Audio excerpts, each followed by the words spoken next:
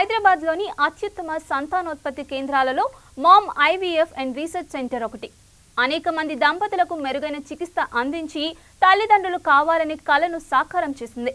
Ma'am IVF and research Centre CEO doctor Hari ఒక knowledge సెంటర్ను ఏర్పాటు చేసి సంతానోత్పత్తిలో ప్రపంచవ్యాప్తంగా అనుసరించే సమర్థవంతమైన విధానాలను ఒకే వేదికపైకి తీసుకువచ్చి వైద్య రంగంలో దిగ్గజాల పరిజ్ఞానాన్ని పంచుకొని సంతానోత్పత్తి రంగాన్ని మరింత విస్తరించాలని ఈ కార్యక్రమం యొక్క ముఖ్య ఉద్దేశమని తెలిపారు. మామ్ విజ్ఞాన్ దేశవ్యాప్తంగా సంతానోత్పత్తి రంగంలోని వైద్యులు తమ నైపుణ్యాలను జ్ఞానాన్ని పెంపొందించుకోవడానికి Mom IVF and research Centre ఆధ్వర్యంలో IUI వర్క్షాప్ ఏర్పాటు చేయడం జరిగిందని అన్నారు. ఈ కార్యక్రమంలో పాల్గొనేందుకు దేశవ్యాప్తంగా దాదాపు 500 మందికి పైగా ప్రముఖ వైద్యులు నమోదు చేసుకున్నారు.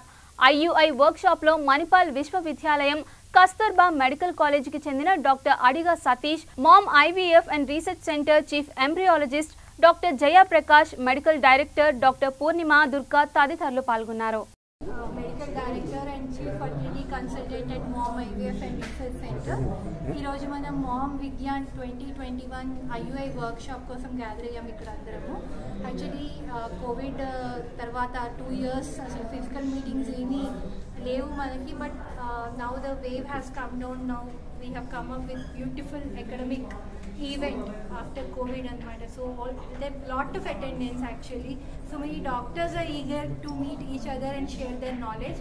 Ee roju manaki Dr. Satish Kumar Adiga sir from Manipal is one of the pioneers in the field of IVF. ఆయన వచ్చారు. ఆయన valuable మనకి వాళ్ళ knowledge share చేయడానికి it is a very big thing. We need to appreciate him for traveling so long and coming to share his knowledge. And we event అయితే మొత్తం it's a brain child of our CEO doctor Harikanth. ఆయన actually లాక్డౌన్లో start అయింది academic programmes అనేది. Once we're sitting at home, so why not we use this time for our learning. Learning అనేది ఒక ever ending process. ఇప్పుడు అందులో ఈ medical fraternity అనేది ఏంటంటే ఇప్పటికీ ఎన్ని అడ్వాన్స్మెంట్స్ అవుతున్నాయి ఉంటాయి. ఒక్కటి దాని తర్వాత ఒకటి నేర్చుకుంటూనే అడ్వాన్స్ అవుతూనే ఉంటాయి. So we have use this lockdown and started, CEO Dr. Harikant has started a Seed Knowledge Center అని ఒక academic unit start చేసి దాంట్లో now we started with probably over 20 doctors to start అయింది. Now we have 600 doctors who are in that group and sharing their knowledge. అంటే నేనే చెప్పను కదా, వాళ్ళు ఏమైనా డౌట్ ఉన్నా, ఏ ఇష్యూ ఉన్నా, ఏమైనా ప్రాబ్లమ్ ఉన్నా they can post it in that group and any doctor is ready to help them. Dr. Jayaprakash, embryologist. So main infertility అనేది ఏంటంటే it's in race. So now in general population the percentage of infertility is 15 to 20%. So especially ఈ city environment ఏంటంటే మన life styles కానివ్వండి, తర్వాత ఇవన్నీ ఏంటంటే it will effect on our health inclusive of our reproductive system. So mail reproductive system అనేది ఇప్పుడు మనం ఈ ఎక్స్పోజర్కి వచ్చినప్పుడు అంటే chemical toxicity and our lifestyles, sleeping hours, food habits and outside food, all these have certain effects on our sperm.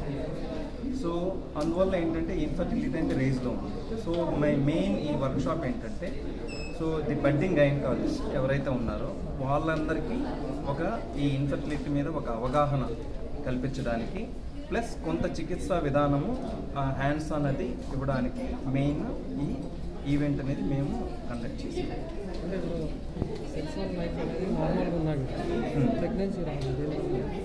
అంటే pregnancy రాకపోవడానికి అంటే ఇప్పుడు సపోజ్ ఒక కపుల్కి పెళ్ళి అయిన తర్వాత ఒక 1 year వాళ్ళు పిల్లల కోసం ట్రై చేసి సపోజ్ వాళ్ళు ప్రెగ్నెన్సీ రాలేదనుకో, సో ఇమ్మీడియట్గా వాళ్ళు ఐవీఎఫ్ స్పెషలిస్ట్ని కన్సల్ట్ చేయాలి.